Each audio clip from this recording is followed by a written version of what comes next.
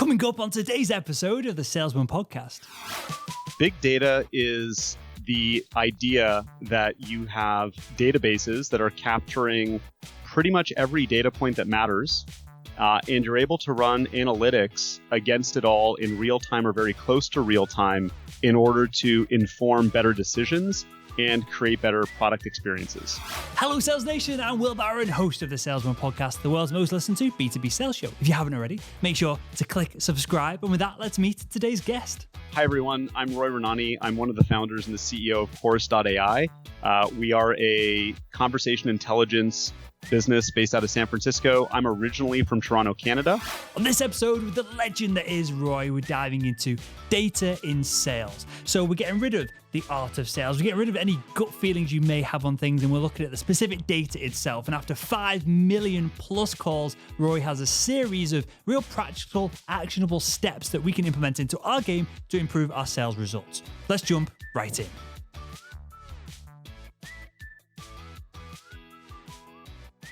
Well, forget leadership for this episode. We want to know how data technology can help us hit our targets and drive revenue for the organizations that we work for.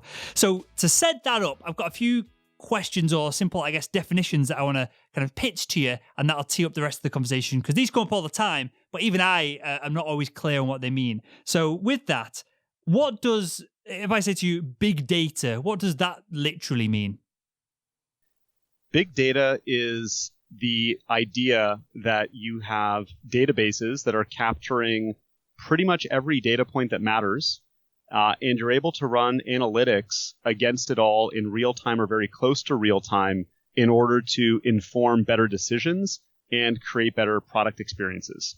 And why is this seemingly new? Why is this something that we're talking about, that there's other organizations doing, with voice and then other email and other things as well? Why has this all of a sudden become to the forefront, and why is this now is the time to start investigating this from a sales perspective? Well, in the early days, there was no data in sales at all, because reps were they had their contacts in your black book or your Rolodex. I used to have a little Casio handheld thing for my contact list. And then over time, a company called Salesforce.com came around, and they had a very simple initial value prop, which was your contacts shouldn't belong to individual sales reps. There should be a record of them with the company, so that if a salesperson moves on to another role or retires or does something like that, those contacts don't disappear. And so Salesforce.com actually started out as an address book.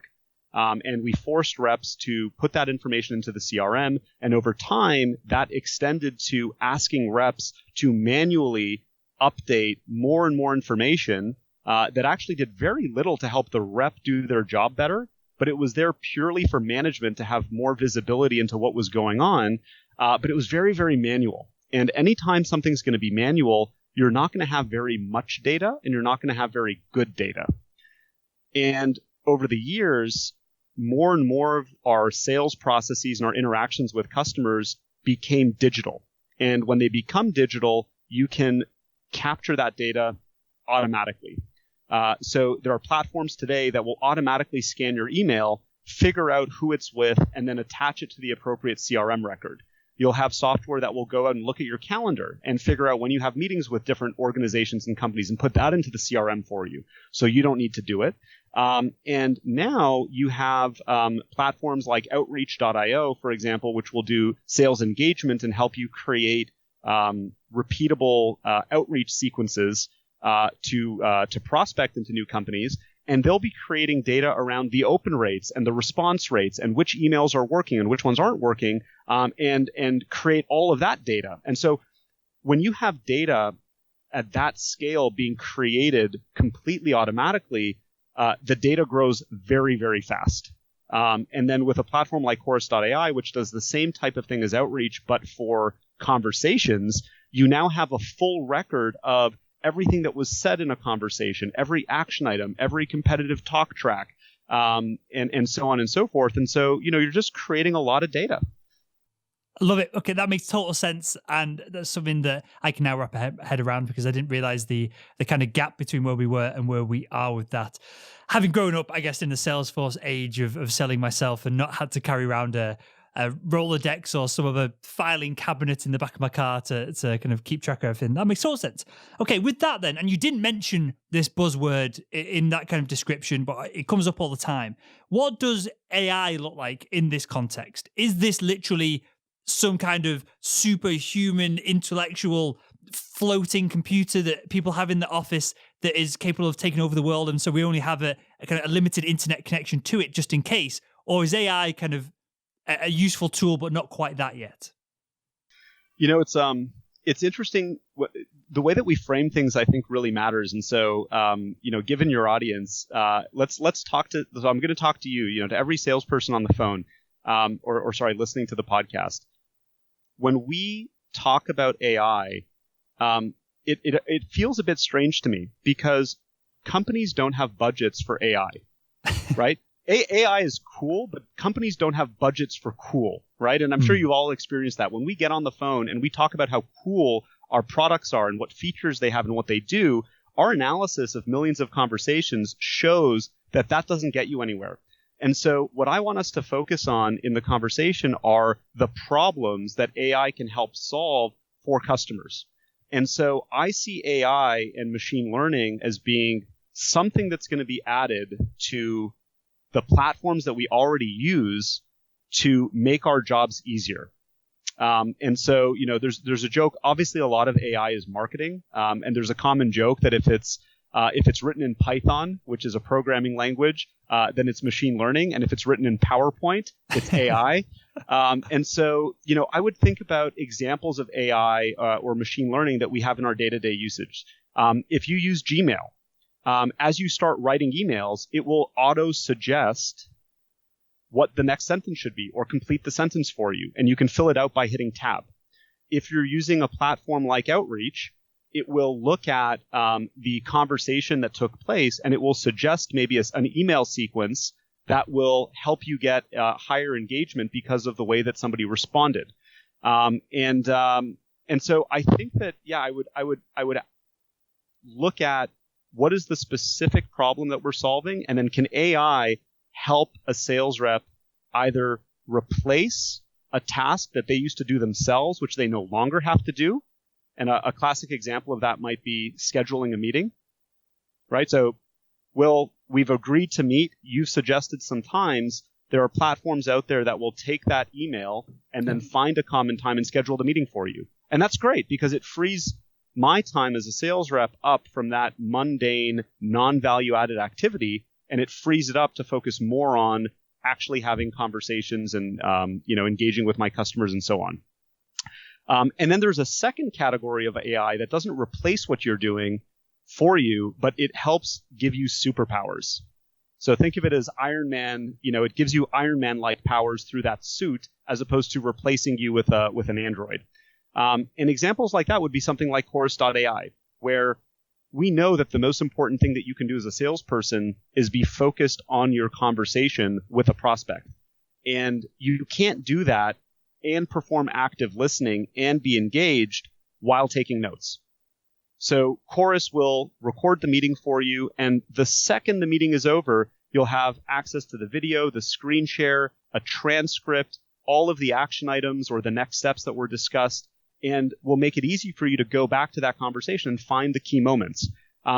There's no way that an AI is going to replace a salesperson in the next, at least during my lifetime, I believe. But we can definitely make everybody more productive and more effective through the technology. Love it. So you framed that up perfectly, because towards the end of the show, I want to look at what all this looks like in kind of 5-10 years from now, and whether certain sales roles could be replaced by an AI, whether the SDR role, if you're just spamming emails and you're not going any further than that, maybe that could be automated, right? So we'll come on to all that later on, and you framed this up perfectly, so I appreciate that, Roy. So with all that said, now we've got context of what Chorus.ai can do for us. Yeah, you mentioned Outreach, and I know a couple of platforms there as well. What do you know, and kind of from all the data you've pulled, from what is it, 5 million plus calls now?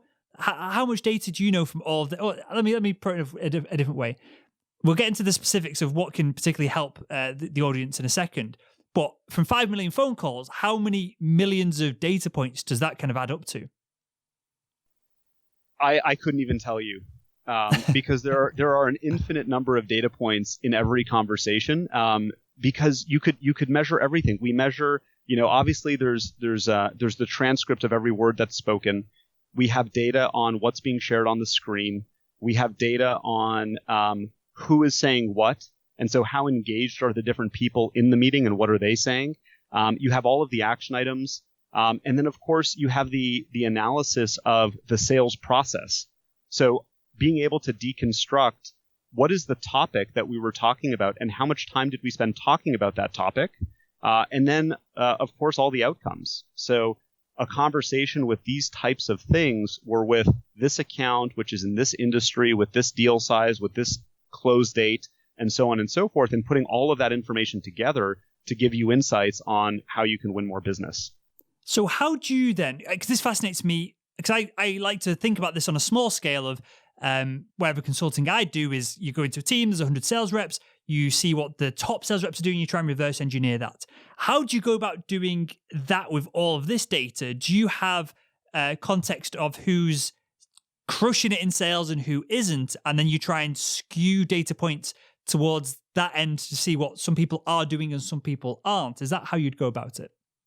Yeah, it's a really great question. So I'm going to use specific examples to highlight how we do this because I want it to be useful for your listeners, sure, and not just theoretical. So there are two things that we do. One is we look for patterns across all of our sales reps that are using the platform, which are thousands and thousands of reps at some of the fastest growing, top performing sales organizations in the world. So we work with companies like Outreach and Zoom and Qualtrics and Adobe and Procore and all of these amazing companies. And the second thing that we do is we look at what specific top performers do on your team, and we make it really easy for you and everybody else to learn from how they handle tricky situations. And so you can think of that as Chorus finding the needles in a haystack, but the needles are maybe gold nuggets of how they handled a difficult situation that led to closing the largest deal this quarter. So what does that look like? A couple of weeks ago, we released data in partnership with Zoom Video Communications, which is a fantastic video conferencing platform. And what we found was that the win rate on deals where all parties of the conversation have video turned on is 9% higher than the win rate when you don't use video. And that is not, like, I'll say it again, it's a 9% win rate across a very large sample of people that are taking these meetings. And so there's something about, now obviously this is correlation, it's not causation. So you have to ask yourself, what do we think is happening when both or all parties have videos on? And we know that it's important to create trust. We know it's important to create to create credibility. We know that it's important to build rapport. All of those things are enabled when you have video on. And so maybe that's the reason. But that's an example of something where you could take reps and presumably without changing anything else about their underlying skills, if you turn on video, if you ask your prospects to turn on video, if you appear professional, and so on and so forth, you can move the needle on your win rates. How much of this then, and I want to get into more specific examples if we can in a second, but how much of this is, I don't know if there's a way to pull data on this as well, how much of it is common sense versus things that are super counterintuitive? Because it makes sense that if everyone's on video, you're selling to Betty. Well, if Betty's not on video, she might be picking her nose or walking a dog or doing some random thing and not paying attention to you. If she's on video, just social conditioning would dictate that she's going to at least pay attention to you for the time of the conversation, right? So that's somewhat common sense. Clearly 9% is an incredible number to come off the back of that. So how much of this, if this can be measured, is do you prove that common sense things work? And how much of it do you go, oh, we never could have imagined that trait or this thing or that language, it makes a huge difference. Yeah, there's that saying that we wish that common sense were more common. So I think that in some cases you're absolutely right. We're finding data that's reinforcing things that expert salespeople and sales leaders have been telling us to do forever. But a lot of the things in sales is about creating visibility into what's actually happening, so that you can change behaviors. For so many people, simply knowing how many emails and phone calls and meetings am I having a week creates that visibility that allows you to keep on track to make sure that you're building the pipeline that you need to hit your number. There are many people that don't do that. So with video, for example, what we found, which did surprise us, is and surprised the sales leaders at our customers, were that many sales reps are choosing not to turn video on. So that's a pretty quick win, right? Yep. Where you just say, "Oh, I didn't think it made a difference," and it turns out that actually does make a difference. There are other things that the data tells you that is a bit counterintuitive, and or maybe it's not counterintuitive, but maybe you wouldn't have thought to talk about it with your team. One of the things that has the biggest impact on your number is pricing, right? So if you think of it, the hardest thing to do is obviously to get somebody to decide to buy, and then there's a relatively short but extremely high impact part of the conversation where you're negotiating the price or you're positioning the price. And so what our algorithms did was look at when you talk pricing and when discounting starts being discussed in the conversation. And what we found was when you look at words in the pricing conversation that lead to more discounting conversations, it's adjectives around the word price. So, for example, if I were to say, Will, ask me, how much our widgets cost. How much does your widget cost, Roy? Well, Will, our widgets list at $25 per widget. Now, when I say that our list price is $25 per widget, what is your immediate next question going to be? I'm an incredible customer for you, Roy. I don't want list price. I want to work with you. I want some kind of partnership or something along those lines to get a discount. Bingo, right? As soon as you qualify it, people realize nobody pays list price. Why are you qualifying it? Either there's a price or it's negotiable. And so when we found that there are words like list price, standard pricing, generally, right? So if you say like, oh, we generally price at $1,000 per user per year. We generally price at this much for this. It's like, okay, well, then there are exceptions. And then they want to dig into the exceptions. They want to understand that and so on and so forth. So being confident and being precise in positioning pricing gives you more control over how you run that conversation and then obviously how you run the negotiation down the line. And that's something that, I think when you think about it explicitly, you say, yeah, that makes sense. But the data showed that there was this very strong correlation to it. How much for an individual rep does the conversation change? Because this seems fascinating, because it seems like your environment, the mood, your energy levels, how well you slept, these are all things that I'm working on. We can talk about this off on another time. These are all things that I'm working on tracking for our audience, Sales Nation, with our own kind of service, because I feel like they're the underlying things. And I know that I suck at everything if I don't have 8.5 to 9 hours of sleep. Unfortunately, I can survive on 6 hours, but my work is just rubbish. These interviews are terrible if I go down that front. So kind of we're working on tracking all that. And I know that affects the language that I use. I listen back to a podcast where I'm tired and a podcast where I'm less tired. There's more stutters, there's worse questions, or it's the same question but worded differently. So for an individual rep who has multiple calls in the bank and being recorded, how much variance is there between kind of their best performances and their worst performances? Yeah, that's a really good question. What we find is that for most reps, they will handle specific situations in certain ways. And they may do that particularly well. So the way to think about it is that no sales rep is perfect. You can imagine that there's one sales rep who's really good at the top of the funnel. They have incredible grit. They have incredible tenacity. They're very good at hooking you with the attention. But maybe they're not very good at delivering a demo in a way that focuses on the pain points that a prospect has and engages them during that demo process to connect the dots about why they need something, right? There may be another rep that actually works really, really well in a competitive situation where the prospect is fully educated and leaning towards your competition, and they're very, very good at selling the differences. And so what we like to do is say, the idea of moving from lone wolves that are amazing and deliver, 30% of the quarterly number is moving towards how do we build a killer team where we can all learn from one another. And that's one of the things that Chorus will do. We'll find that there's a rep that was able to rescue a competitive deal, and Chorus will highlight, here are the 15 minutes of across 3 calls where we dug into the competition. And just like every professional athlete will watch film after a loss or after a win to understand what went well, what didn't go well, we sit down as a team and we look at it and we say, wow, Will, I really like the way that you handled that situation.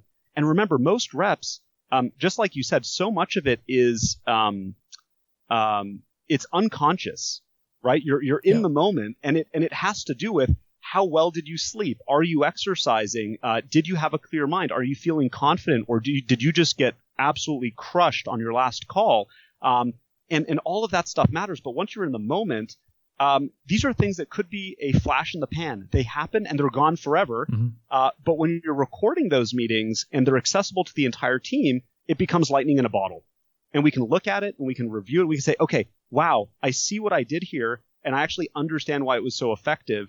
And then you share that best practice with everyone on the team. And so I learn from you on how you handle competitive situations. You learn from me on how I do my discovery and go down the pain funnel. And we learn from somebody else in terms of, how they set up the post-purchase implementation cycle. And so I think it's more about that and up-leveling skills than it is saying, I'm always good or I'm always bad. I think that, different people have different strengths. Awesome. Okay, so this one, again, I don't know if there's an answer to it, but I'm sure there will be an answer at some point in time when we can track it if we can't already. So using language, is there a way to suss out how much of a conversation is done just through the subconscious? Like when we drive somewhere and we go, oh, holy heck, I've got it without even thinking. Especially if we're doing the same sales over and over and over. Is there a way to measure how much of a conversation is unconscious, it's just rolling off the top of our head, versus the alternatives of that, which might be, the quote-unquote consultative sale, where you're asking questions, you're being super vigilant to the answers that are coming back to you, and you're changing your game in real time with the conversation as it's unfolding? Yeah, that's another really good question. What we found is that the very best sales organizations have well-structured sales processes, which means that there is a blueprint, but not a script, right? The blueprint is what's important. It's about, we're gonna go through this period of discovery, and then we're gonna go into this period of a demo, right? And so our analysis shows that an average demo is 29 minutes, and that the very best reps create deep engagement with the prospect every 8 minutes. So you'll see that there are certain reps that will just talk for 29 minutes straight with very simple questions like, Will, does that make sense? Mm-hmm. Did you have any questions? No? Okay, I'm going to move on. And then it's 30 minutes of word vomit. And the very best reps are, every time that they get through a meaningful thing, a meaningful part of the demo, they're asking a question. And then they're asking questions that actually force the prospect to connect the dots in their mind, right? Will, I just walked you through this part of the platform that would enable you to do X, Y, and Z. Can you walk me through how that would change or how that would fit into your workflow? Can you walk me through what challenges you might see yourself having implementing this, right? Things like that. And so just keeping that conversation going.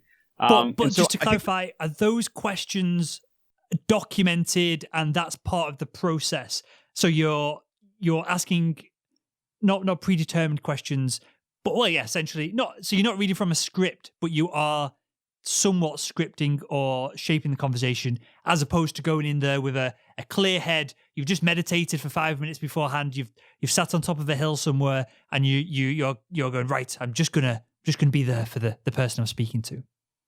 Yeah, I think I'll go back to the sports analogy, because I do think that there are some people that think of sales as completely artistic driven, right? Like, I'm amazing. Let me show up. I can be completely unprepared, and we'll get things done. I would think of it, for anybody that watches boxing or mixed martial arts, what you do is you drill very specific combinations. You drill very specific situations that matter. And then you let your training take over when you're in the moment.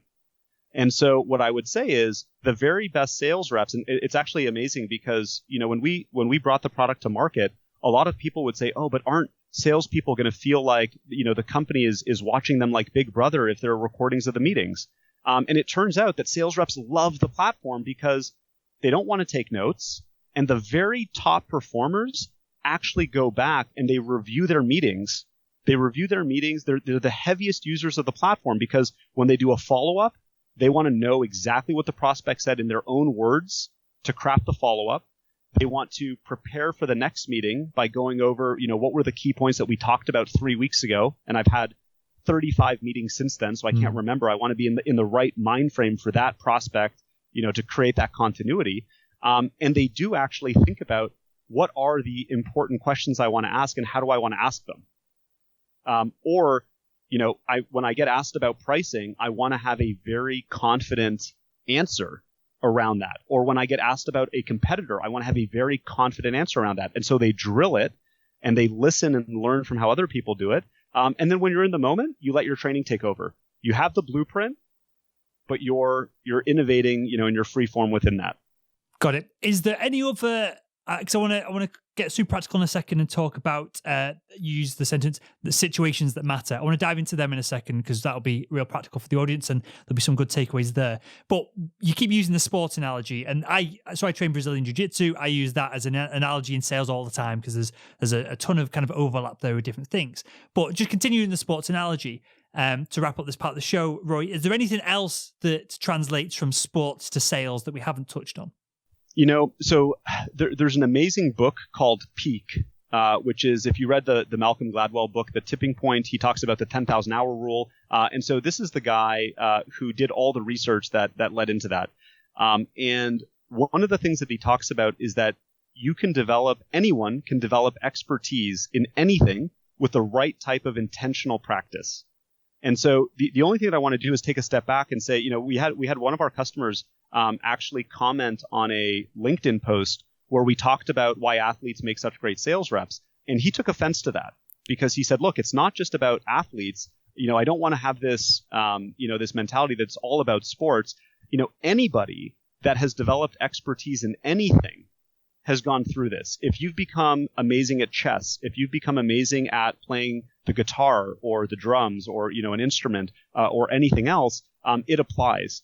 I think it comes down to intentional practice. It comes down to intentional practice, putting yourself outside of your comfort zone, and in many cases, having some form of a coach that can look at what you're doing, even if they're not necessarily better than you, right? Mike Tyson's coach was not a better boxer than Mike Tyson. But having somebody that can just look at what you're doing and impartially highlight, help you create that awareness of where there's a gap and help you close it. And that's what we see the best salespeople and the best sales teams do. They block off a couple of hours a week, even if it's just 2 hours on a Friday afternoon, to do intentional review, right? And it might be, we just closed an amazing deal. Let's listen. I want everybody to listen to the key calls in that deal. And I want you to write down your own takeaways about what Rebecca did that you think influenced that competitive win. And just be intentional about it. That would be my answer. Love it. It sounds simple. Review the film. That's fantastic. Right. So with that, to wrap up the show here, Roy, what would be, and we've touched on price, which I guess is a key element of this, but what would be one or two other situations that matter, I guess, when we're on the phone, when we're, throughout the sales process, not necessarily just at the closing end of it? Ooh, okay. let's start with a really easy one. I don't know if everybody uses this term multithreading, but this idea of working with multiple contacts at an account in order to get a deal done. I think most of us realize now that if you're only working with one person in the account, it is very unlikely, at least in a B2B setting, that that's going to result in a deal. Our analysis showed that if you're having meetings with multiple stakeholders, but your typical meeting is one-on-one, meaning I meet with you, I meet with Rebecca, I meet with Jennifer, those are all the right people, but we're meeting one-on-one and independently, that is a very high predictor of the deal being lost. And so what we find is that one of the roles that we have as salespeople is to get all the right people in the right room and facilitate the conversation amongst them. And so one of the things that Chorus will do in a recording is show you when each person in the meeting is talking and how much time they spoke. So my advice to salespeople is, number one, to the extent you can, schedule meetings with a bunch of people together with a really compelling reason to do that. And once you have them in the meeting, think very proactively about how you develop a skill to moderate the meeting. As opposed to you being the one talking all the time, develop that moderation skill. So what are the ways to say, oh, Jennifer, we haven't actually heard much from you, and I know that this is going to impact your department. How are you thinking about this? Or, John and Frank, we're going to need to work together in order to get this done. Why don't you talk through, how do you actually see the rollout taking place, right? And get them talking. So, it's a lot about preparation, get the right people into the meeting, and then facilitate those conversations is number one. And if you see a deal where you're trying to get more people involved and they're just refusing to do that, then I would think really long and hard about investing more time into that account if you can't multi-thread.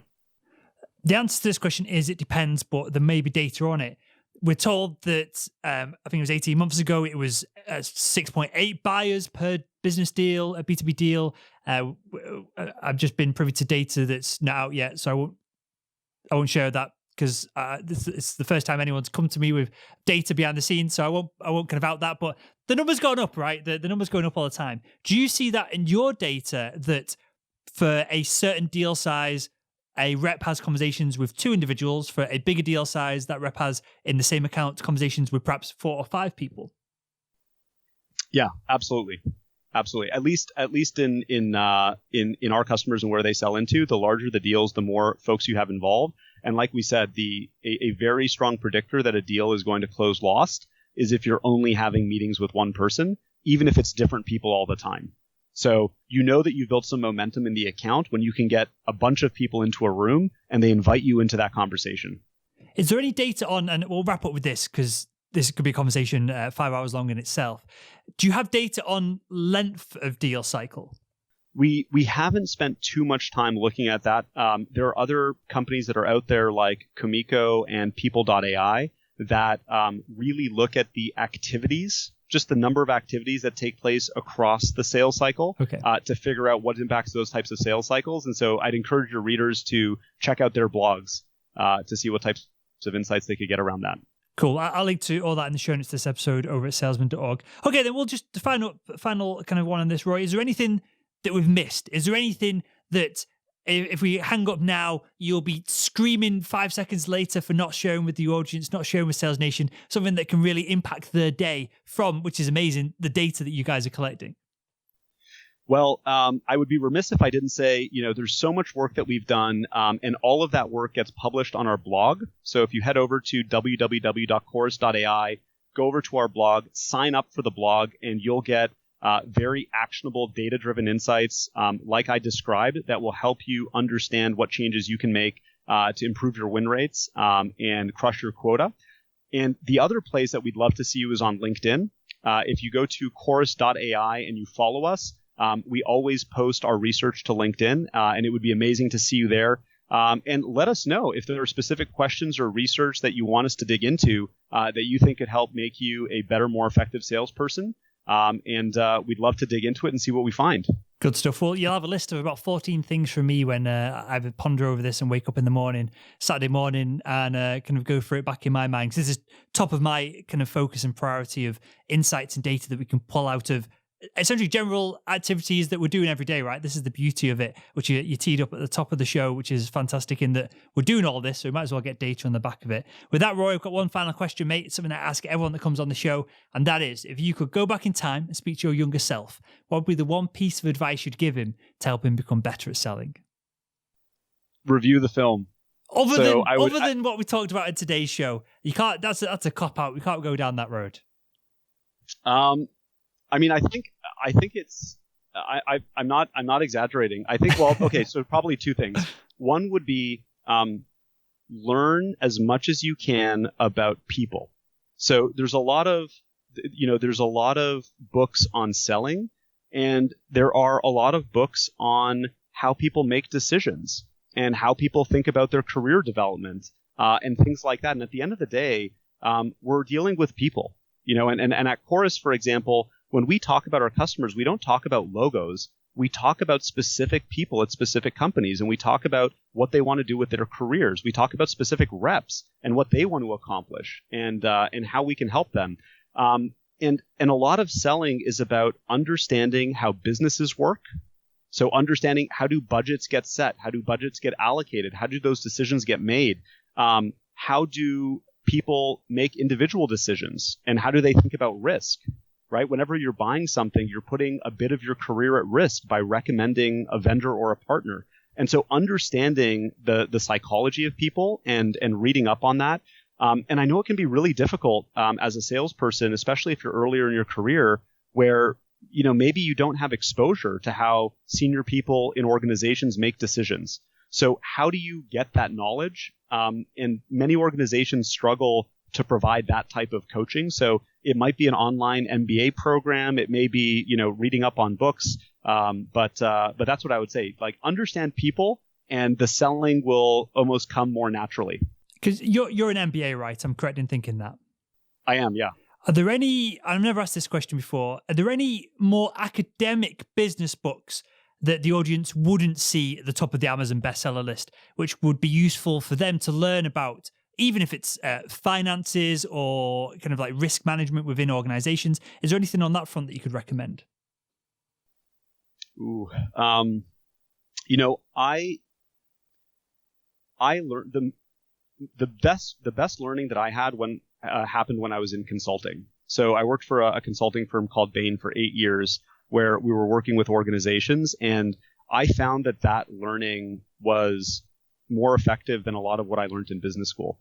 Okay. So I think, maybe the right answer here is talk to people. So be curious. And if, for example, you've developed really good relationship with a customer, you've brought them on as a customer, offer to take them out for lunch and just say, hey, listen, as a salesperson early in my career, I don't really have exposure to all this stuff. Would you mind helping me understand how these types of decisions actually get made? I'm thrilled to have you on, but can you tell me what really happens in the background? Mm-hmm. And knowing what we know now, what would have been the most effective way to bring you on as a customer? And have those conversations, because what I found is, there's a famous saying that if you ask for money, you'll get advice, and if you ask for advice, you'll get money. And so, people, I find, if you're authentic about it, will be more than willing to help you out. And so try, ask one of your customers, can I take you out to lunch and just ask you a bunch of questions about how your organization works and how you make decisions to make me better? Love it. That is incredible insights. I appreciate that, Roy.